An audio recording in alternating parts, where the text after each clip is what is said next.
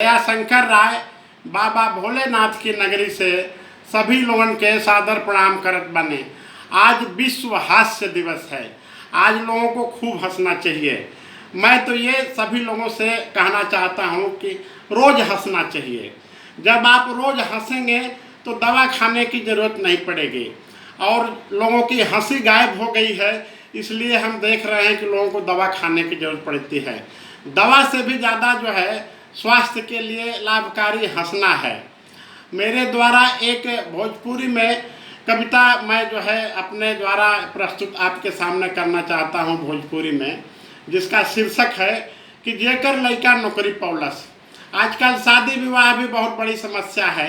अगर कोनो लइका के नौकरी मिल जाता तो उनकर बाप जौन बा थोड़ा सा अपना के ढेर लगावे लागत बना, उस पे हम ये कविता बनाए हैं कि जेकर लइका नौकरी पौलस, जेकर लइका नौकरी पौलस बाप नइखा होश में, जेकर लइका नौकरी पौलस बाप नइखा होश में, पैसा लेबे खातिर बाना हरदम उ बेहोश में।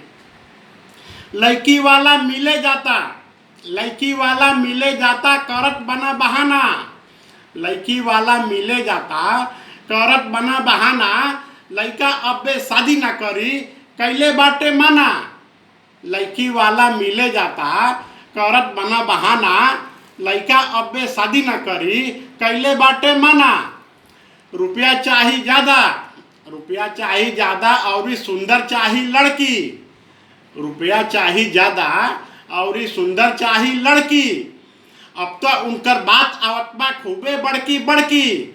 रुपया चाही ज़्यादा और सुंदर चाही लड़की, अब तो उनकर बात आवत बा खूबे बड़की बड़की।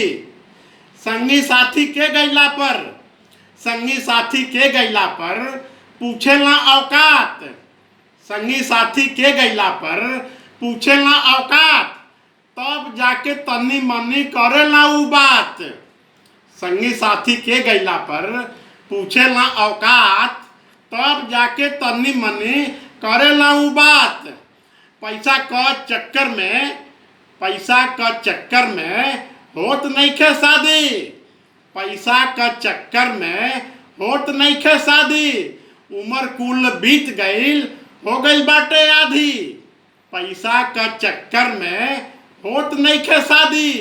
उम्र कुल बीत गईल हो गई बाटे आधी।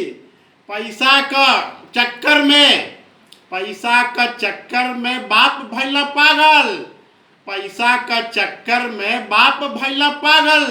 लइका त लइकी लेके बाहरे बाहरे भागल, पैसा का चक्कर में बाप भइला पागल। लइका त लइकी लेके बाहरे बाहरे भागल। जय हिंद, जय भारत।